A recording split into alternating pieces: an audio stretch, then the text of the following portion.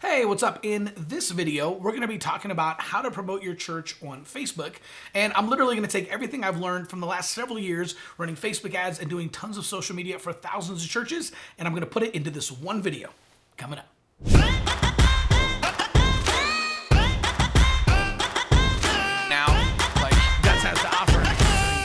Hey, what's up, y'all? My name's Chris Abbott, but all my friends just call me Abbo. And in this video, we're going to be breaking down kind of a step-by-step process and some of my best tips for how to use Facebook to promote your church. In fact, these are the exact same principles that I used at a small church of only 100 people in the Midwest to help them grow from 100 to 175 in only 6 months. So let's dive in. All right, first up, run a targeted Facebook ad. Now, it's an important difference that a Facebook ad is not a boosted post. So a boosted post is a great way to reach the people in your church, but Facebook ads are the best way to reach people outside your church. So if you want to get your message out about a new sermon series coming up or baptisms and baby dedications, a boosted post would be a great way to get the word out to the people in your church. But if you want to invite people out to a church event or to a new series that you're doing this Sunday, you want to use a targeted Facebook ad. All right, number 2, use a traffic campaign and send people to your Plan Your Visit page. Okay, so not your home page, not your About page, not your New Here page. You actually need to set up a Plan Your Visit page on your website with a single call to action, and that's Plan Your Visit. The best way to do this is with a tool like Text in Church. So they have an incredible Plan Your Visit option, and you can actually use Text in Church for your follow-up system and for a lot of your communication with your volunteers and the people inside your church as well. So pretty incredible piece of technology. I use it at my church a ton, and I definitely recommend you guys try it out. You can actually click on the link in the description below and get 90 days free of Text in Church, so you can actually try it out for 3 months and see if you like it before you actually pay for it. All right, number 3, keep the targeting wide open.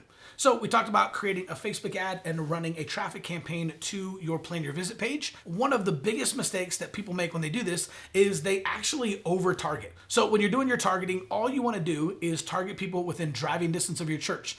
You don't want to use any of the advanced targeting options. Those are great for businesses if they're trying to sell dog food or a new sports drink, but it is not for us as church leaders. What we want to do is we want to leave it wide open because we want to let Facebook's algorithm do all the heavy lifting for us. So I see a lot of churches will go and say, okay, well, we're trying to reach young families. So we're going to reach everyone between the ages of 25 and 27 who have kids between the ages of 0 and 2 and live within half a mile of the church and also drink orange juice and hate the Dallas Cowboys but love the 49ers. Facebook's targeting can get pretty crazy, and I've seen it over and over and over again as people get carried away, and what happens is your potential audience size continues to shrink until it gets so small and so niche that there's basically nobody left, right? So then they come in and say, Chris, I did everything you told me to do and it didn't work. Nobody planned to visit and our cost per click was through the roof. Well, that's because you over-targeted. So leave it completely wide open, everyone within driving distance of your church, 18 to 65 plus, and then let Facebook's algorithm figure out who's clicking on it and show it to more of those people.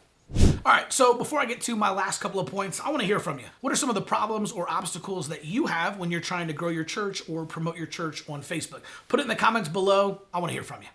All right, number 4, videos are better than photos. Okay, so on average, videos usually convert better than pictures. So if you have the option, I definitely recommend using a video instead of a photo. And the best type of videos are actually selfie videos shot vertically on a smartphone. So you literally want to hold your cell phone up and you want to hold it vertically, not horizontally. I know that's counterintuitive, but you want to hold it up vertically and actually just walk and talk, right? So a lot of times I'll see church leaders who take me up on this and they go stand in front of like a brick wall. You're going to get a weird echo and it just looks weird, right? Why are you standing in front of a brick wall? One of the most important things that you can do is actually walk and talk. Be somewhere either in your church with kind of a cool background as you're walking away, or be walking down Main Street or some part of your town. Because what's going to happen is people are going to recognize that, and if you're walking down Main Street, they're going to go, wait a second, that looks like Main Street, right? And now they're watching your video and they're watching the background to see where you're at and what you're showing and what's going on, and then they're listening to you to find out what it is you're promoting and what you're talking about. I've used this tons of times at churches all over the country, and I'm telling you,